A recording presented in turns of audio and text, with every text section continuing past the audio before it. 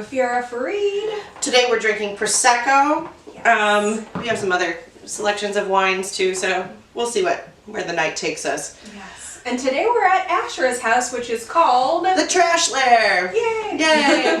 It's not dirty or anything. It's just that's just what she calls it. Like, Ashera and I have been talking a lot ever since autumn equinox about like what was coming to an end and like to make room for new things. So like we talked about in our last episode, we had a get together here where we all did each other's runes and tarot and all that, and there seemed to be this constant theme of like change for everyone who was here, but like I feel like definitely for both of us. Holy shit. Like an exhausting amount of change. So since the autumn equinox moving towards, winter solstice, all of the manifestations of what the cards and the runes were saying was going to happen has happened. Oh man. So, like a goddamn dump truck like hitting you in the face. Like pretty much. So they were like, bitch, change. And I was like, okay. Yeah, like the rune reading that you did for me was like a lot of major shifts are happening, like end of one chapter, beginning of another, clearing out of things that are holding you back, blah, blah, blah. And I was like, yeah, I know, I can feel that. But Thank you. Where are we going with this, And so it actually, for me, it manifested as crazy shit happening in my apartment building, which reminded me that I have karmic baggage around domesticity, or places of living, and I ended up having to process my entire life, if not past lives, of like negative housing situations in order to release belief systems that I was holding on to about what I was worthy of as far as where I could live. I was like, I just put everything on hold. I put all my excuses on hold, all my belief systems on hold, all of my to-do list on hold, and I was like, I'm manifesting my real apartment that I'm really supposed to have today. Because it's not there. Yeah. And so I made a couple of phone calls, and I was insanely surprised at how instantaneously I manifested the apartment that I should have had for the past 2 years. It's so wild when you do that shit too. Like, it's so funny how either if you intentionally manifest it or like the universe is just like, it's time for you to have this. Hey, like, let's fucking do this. Like, nut up or shut up. Yeah, in that spirit, since Samhain, there's been a lot of deaths in my life, metaphorical and figurative. My old familiar went to the great litter box in the sky, but she was 17, and I was so very thankful that she decided to die here, and I knew it was coming, and I still was not emotionally prepared for that because I got that cat when I was 12. How could you be? Yeah. Like, I got that cat before I kissed a boy. Like, so it was crazy. So my cat's passing. I'm losing my mind. And I got home from work, and I was gonna go somewhere else, but I decided like I should go home and check on my cat. And it was clear like this was her last night. I was like, I'm freaking fuck out, blah blah. I woke up, I moved her onto her bed because she was like not getting up, and I was like, oh no, this is the end of days. And, fitfully slept, woke up in the morning, called the clinic and was like, yo, I gotta put my cat down, and fucking bless their hearts, these people that work at the cat clinic, because I'm like, my eyes weren't even sweaty, I was sobbing. And they're like, oh my god, it's gonna be okay. And I'm like, thank you, angel of mercy. So my mom was like, I'm like, can you, luckily my parents were off at work, because I don't drive at all. And so they were like, okay, we're gonna come get you. I made the appointment, try and get some sleep. I go to sleep, and I have this weird ass dream. I was at a bar that I frequent, but then there was this back room, and I was with my mother for some reason. She's never been to this bar, but that's not the important part. She was like, we're gonna go see this guy, he's a healer. And I was like, this seems like bullshit, I don't want to do this. And I remember not wanting to do this in the dream. I was like, fuck that. This is gonna be some like snake oil salesman. and like a creepy quote-unquote healer yeah, in the back of a dive bar. Yeah, yes. It was like, That sounds promising. Yes, but it was like up this weird passageway, and we go there, and I'm like, I'm not into this.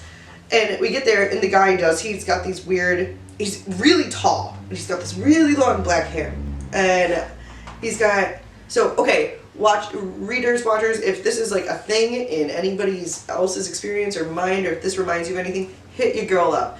But this guy, he's got like this tan leather suit, like suede suit on, and he's got like these really weird sort of movements, and I'm like, yeah, total car salesman, like kind of like greasy televangelist preacher vibe. You know what I'm saying?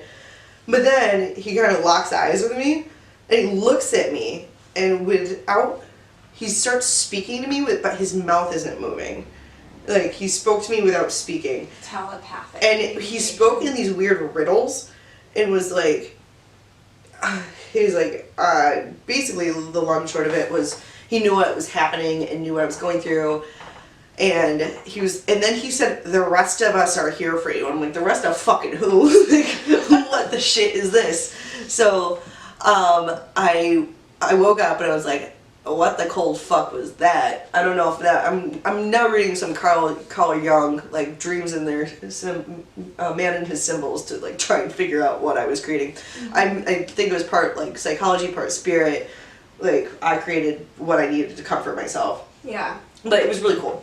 But I woke up and she had just passed then, and so I wrapped her up in fabric that I had tie-dyed myself, and we took her to the family plot, because my family is crazy cat people, so... Oh my god, you have a cat cemetery? We have a cat cemetery. So I got to bury her with the cats she grew up with. So, I mean, it sucks that she died, but she is, like, it was the most perfect... I couldn't have asked for a better life or a better death. Yeah. And when you told me about that, I was like, all that I can ask for my cats is that they pass peacefully in their sleep at an absurdly old age. You know, I'm like, what could be better? Yep. So, cheers to your kids. Cheers to cats. Mm-hmm. So that was my cat stuff. Tell me about your cat stuff. So, first of all, I just want to cheers you for even being functional right now. Thank you. Like, I have had my girl cats very similar amount of time, like way before I kissed a boy type thing. Yeah. And this is Doomhammer. He is my son. Mm-hmm. I was there when he was born. I'm gonna get him a little friend soon, so next podcast might be really wild. Yeah. So I'm just we were hoping to almost introduce a baby cat. I was, but I want to take him to the vet. I gotta do the thing. I'm not replacing Roxanne, but this cat's driving me up a wall, so... He needs a friend. He needs a friend. So yes, he's a creep. So he's gonna be here. Yes. But yes, go on with, Yeah, my cat though. So, catching you guys up, because last episode we talked about, like, hey, I'm Afura, I'm Ashera. We both have cats with tumors right now. So that's how that story went. That's how we bonded. Yeah. Mine has a little bit of a happier ending, just because my kid wasn't 17. My kid who had cancer was 9, which was why I was like, oh, okay, vet, you need me to drop a couple thousand to keep this cat alive? Okay. Like, yeah, oh, totally. So, yeah, so I've spent my past month or so finding out that I have a lot more strength and a lot more resourcefulness than I even knew. Which is funny. Yeah. Which is funny because, not trying to toot my own horn here, but I have been through some crazy stuff. Yeah. And I've learned that I am very strong and very resourceful, but when I got hit with a slow month, 2 clients threatening to quit because of emotional issues with up-leveling, crazy stuff with my apartment and having to move instantly and come up with the money for an upgraded move, and then also, hey, here your cat has cancer and either he's going to die or you're going to drop $2,000 and still have a lot of emotional processing. Like, if somebody had dumped, and by somebody I mean the universe, if the universe had dumped all of that on me 6 months, a year, 2 years ago, I don't think I could have handled it. Yeah. But I did. And somehow it just happened. Like, somehow I manifested $30,000 out of thin air. Like, Yeah. and I'm very proud of myself, but to take the attention off of me and talk about my cat here, basically. Yeah, toot your own horn. Doot, doot, doot, doot. I'm very proud of myself, I really am, but I'm very proud of my cat too. Basically what we ended up having to do was amputate his leg. So at first I was like, oh my god, how can I do this to a creature? Like, he's never gonna forgive me. How do you just take someone's leg? Like Yeah. Even once I got over the money fears about it, I was like, okay, well, even if I didn't care that I was dropping $2,000 out of nowhere, like, how do I take someone's leg? Like, and I had sleepless nights about it, and it was very crazy. So one day I just woke up and I was like, all right, we're doing this. I swung my pendulum. I said pendulum, and my mom, by the way, was freaking out because she and her family, they have a history of trying to keep animals alive that don't want to be kept alive. Yeah. So she was very emotional. She was like, are you doing this to him or are you doing this for him? And so that had me all nervous. And so I asked my pendulum, I was like, higher self, is it time for him to die? It's like, nope. And it was like, is it time for me to man up and deal with the fact that medical situations happen and that I can emotionally and financially deal with them? And it was like, yup. Just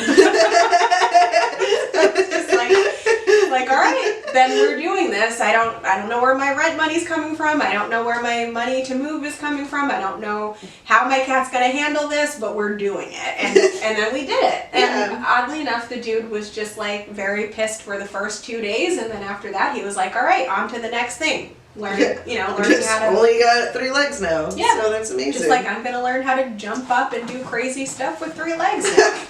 And he's taught me so much, and it's reminded me how much of a familiar he is, because he does not believe in limitations.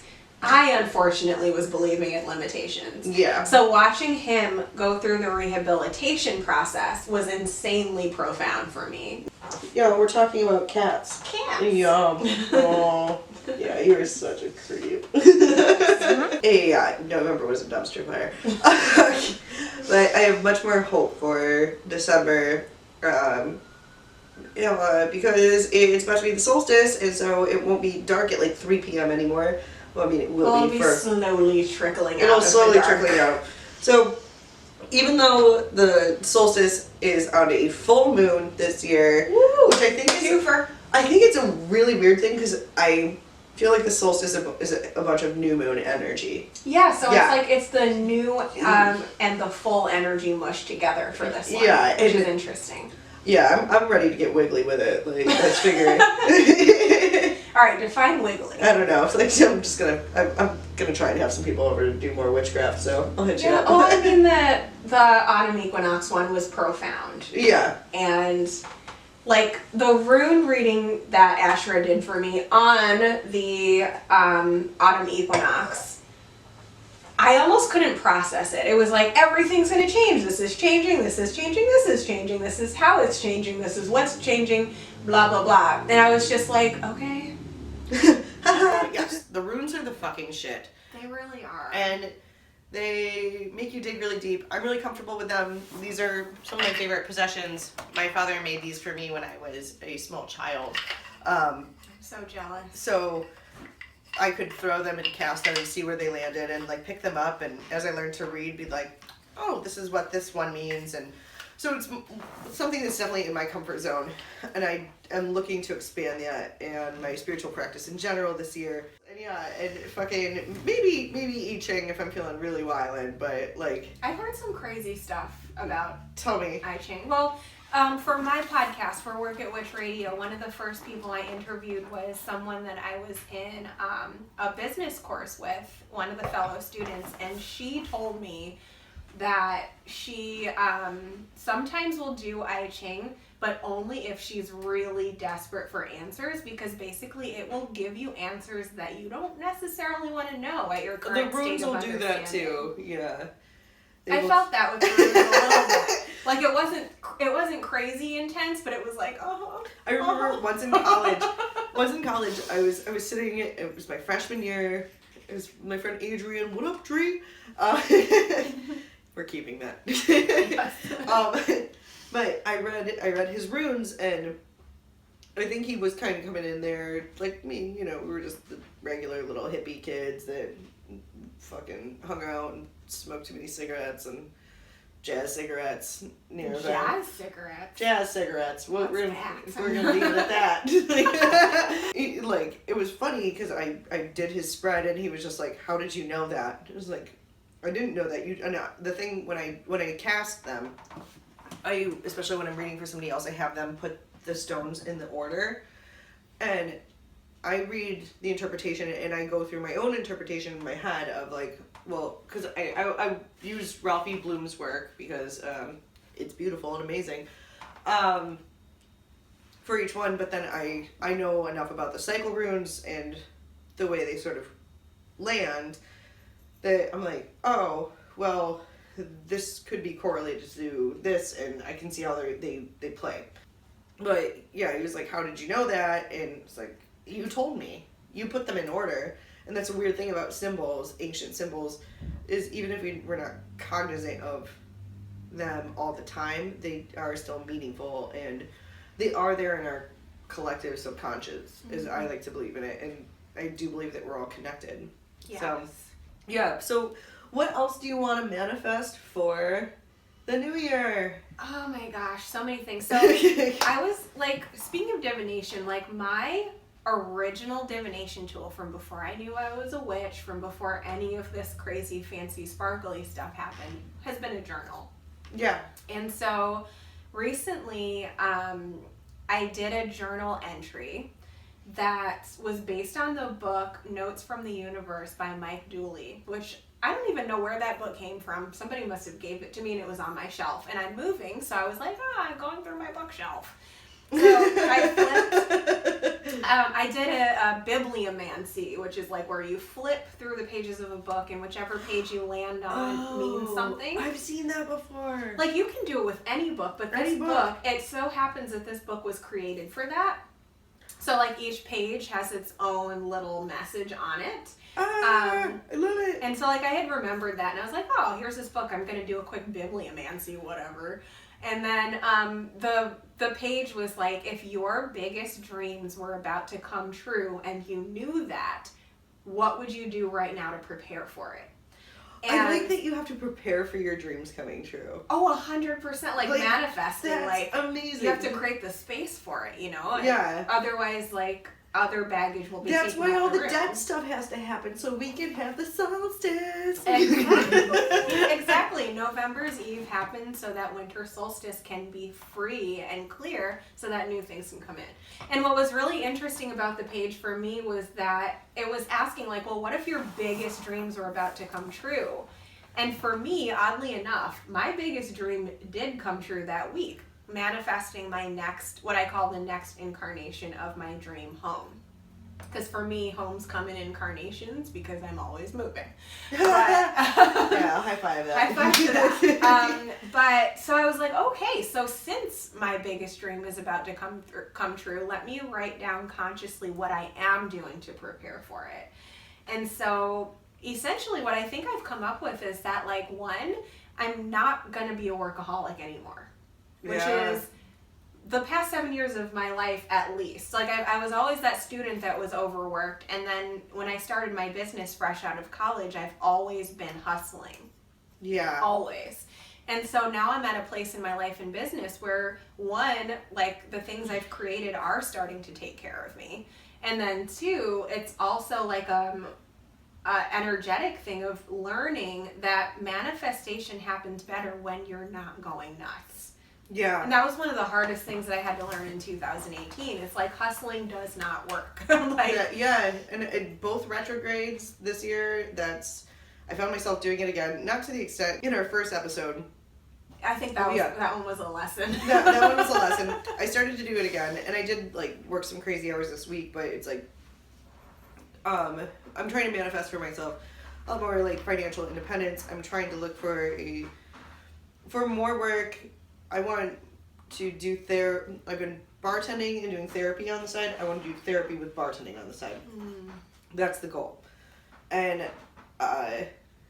yeah, I'm just like trying to do a lot more mental health and physical health stuff, like working out, like fucking just taking care of myself, making sure that I'm not just subsisting off of crackers and tap water and wine, like, because that's what I do when I'm stressed. And I'm a stress starver and stress drinker. So I'm like, hey, this is fine. Yeah. And it's like, no, you need to go home. You need to go to bed.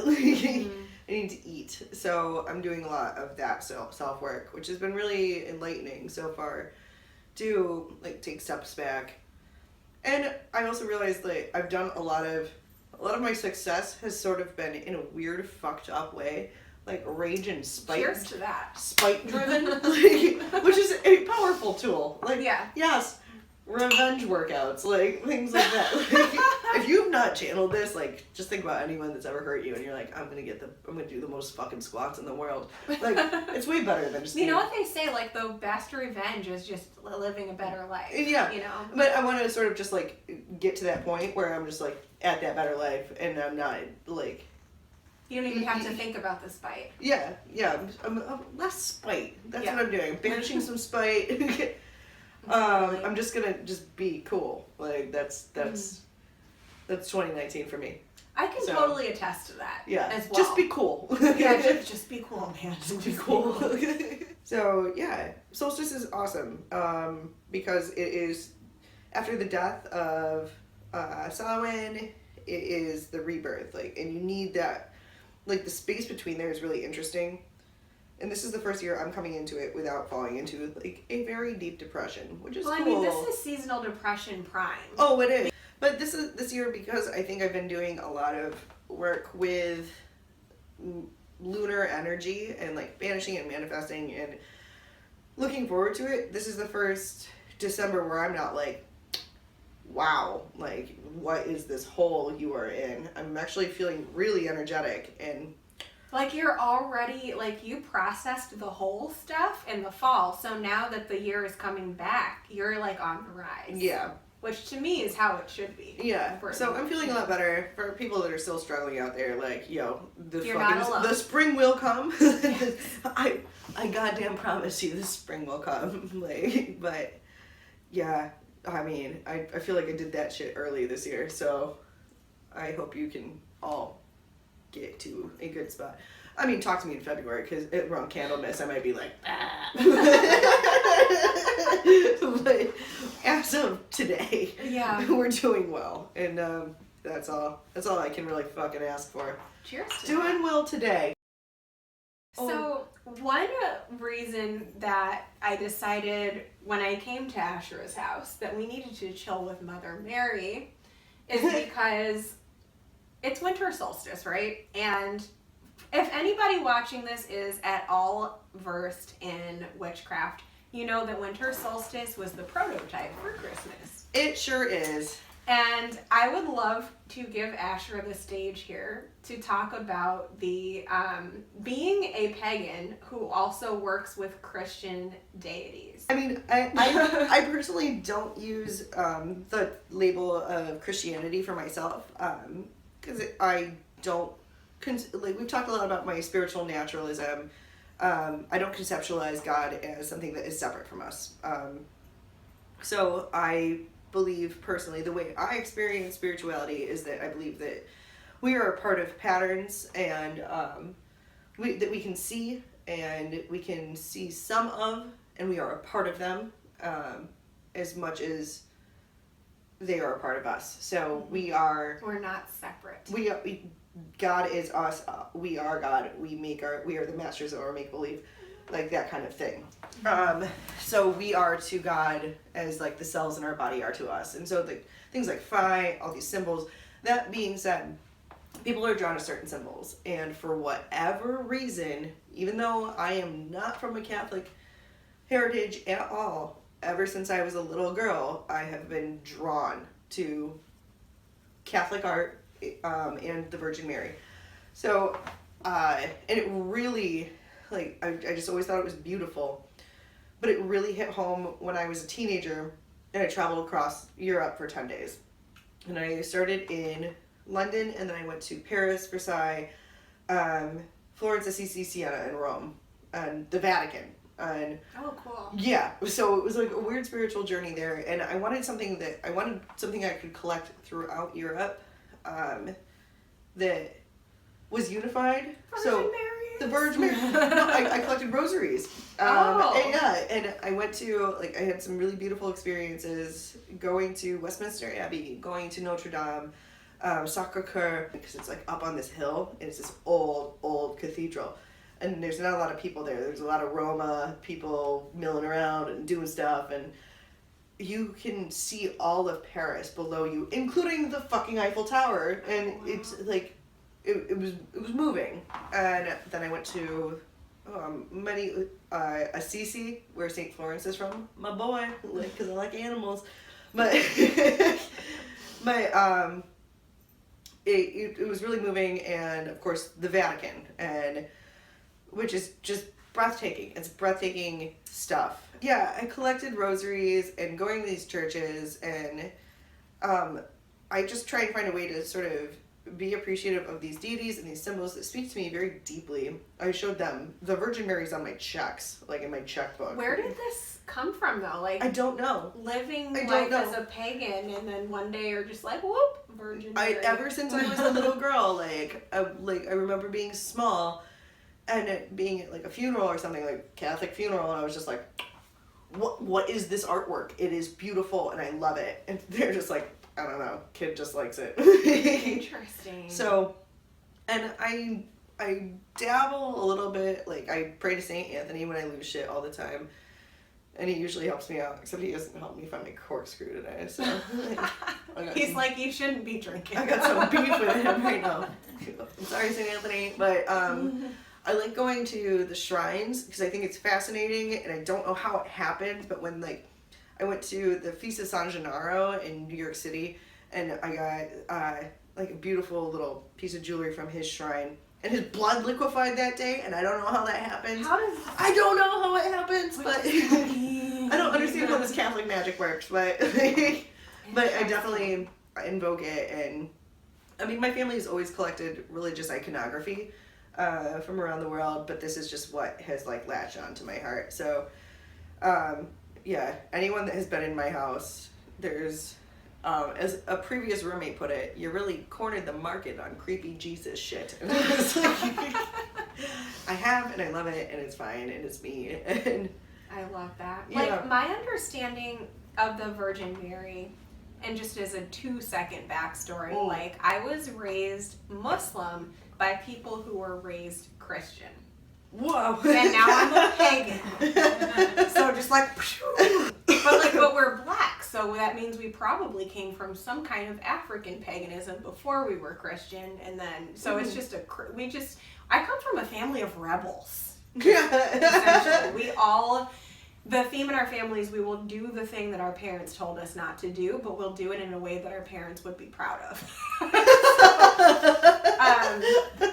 Which is interesting. But like, for me, I was always raised to not do what was considered idolatry. So like, having a statue of a religious figure in my Muslim upbringing was considered wrong. We could not have a human-like figure to represent any form of God. Yeah.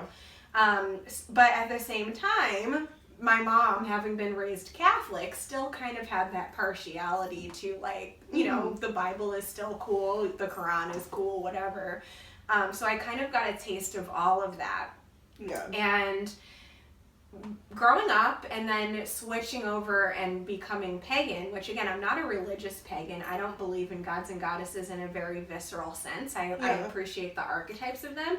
But I learned that essentially what happened in Europe was when they tried to take away the goddess worship, a lot of people only gravitated towards Christianity because they allowed Mother Mary to exist. Yes. So they were like, all right, there's still divine feminine somewhere in this religion. Oh man, and I think that's one of the things that my tattoo back piece that I've been slowly working on is all about mother goddesses. I'm working on a sleeve of lady monsters because I want to invoke that kind of like energy, like on my punch in Creation hand. and destroying are both parts of the divine feminine. Yes. But so I'm named after a mother goddess. So Really? yes, Ashera. She's consort of Baal or Yahweh, depending on how fucking far BC we're going. I didn't know that. Yeah, and my father named me, which I love when people like having a weird name, as you do too. Oh my god, that's so pretty. And I'm like, thanks, I got it for my birthday. Because I'm a dick. I do love my name story, and my dad did name me because they wanted a name that was a blessing whenever it was spoken. So it invokes power and love, like universal love and stuff. It's there for me whenever somebody says my name. And I was like, that's like such a beautiful intention to set for a newborn baby. Mm-hmm. Like, also my birthday's coming up, and yes, so I take PayPal. Yeah, I think that's so interesting, and I'm actually very jealous of people who can work with deity. Yeah. Because for whatever reason, it just, maybe it's because I was really raised religious. Yeah. That like I just can't get into that. Like I'm more just into the elements and the universe and the vagueness of. The vagueness is definitely something to like lean into, but I mean, I think one of the tiny parts of the season is that the mother goddess during this in Christianity and many other traditions, this is when she gives birth. And this was not isolated to her. This was, I mean, we have this story with Isis and Ra. We have this story. It's the same story over and over again. And which is beautiful, and we need to pay attention to that story because like that's fucking tremendous. Like, I sound like Donald Trump there. It's so tremendous. Like, hey. No, I never want to do that. No, cut that out. It's more tremendous when you say it. It's more tremendous when I say it. Thank you. I hope he watches our podcast and learns something. I'm sure he wouldn't approve. Learn something.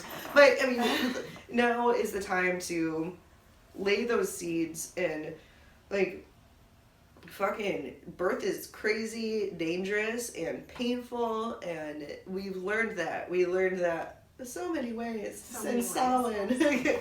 Yeah, I think it's just so amazing. Like this time of year is when you're still processing the loss of whatever had to see its way out in November. Mm-hmm. And then you're experiencing that sort of empty yourself and let the universe fill you vibe.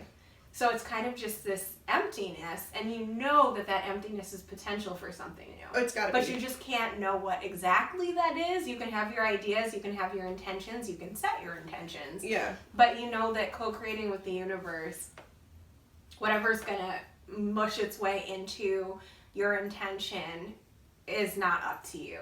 And I think that's what's so beautiful about this time of year. It's like a void between one year and the next. And it's like, these are my releasing things. This is what I'm using my witch's black salt for to release. Yeah. Later taters. Like. Exactly. Like, screw you, shitty neighbors, or like whatever it is.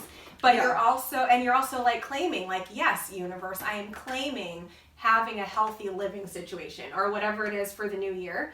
And you can be completely, like, you can have complete conviction about your intention, but how exactly that's going to manifest is kind of a dance between us and the universe. And that's what makes life interesting to me. Oh, totally. Because, you're the best laid plans of mice and men. Like, they will go awry. Mm-hmm. And you just, like, have to fucking deal with it or not. But either way, you're going to be somewhere else than where you started. And I think that kind of wraps it all up together. That was a very sporadic podcast episode, and we're rolling with it. Yeah. Cheers. Cheers. My cup's empty. I'm going to fill it with some Shiraz. What? Later. Bless you, guys. We'll see you at Candlemas.